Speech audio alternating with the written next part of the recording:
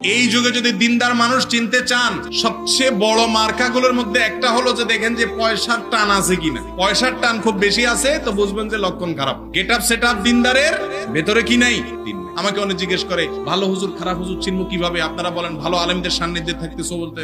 আমি বলি ভাই, ভালো আলেম চেনার কয়েকটা মার্কা আছে। এর ভিতরে এক নম্বরের মার্কা হলো যে তিনি যা বলবেন নিজে সেটা অনুযায়ী আমল করুন। আপনি এটা খোঁজ খবর নিবেন যে তিনি তার কথা অনুযায়ী নিজে আমল করেন কিনা, না শুধু ওয়াজ করেন মানুষ, নিজে উল্টাটা করেন।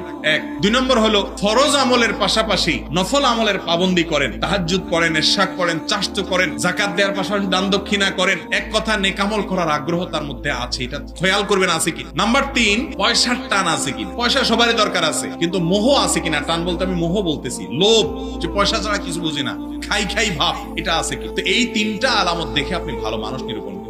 এই যুগে দেখবেন নামাজি মানুষ পাওয়া যায়, দাড়িওয়ালা মানুষ পাওয়া যায়, কিন্তু দুনিয়ার টান নাই, মোহ নাই, এরকম মানুষ পাওয়া আল্লাহ আমাদেরকে বুঝার তৌফিক দান করুন।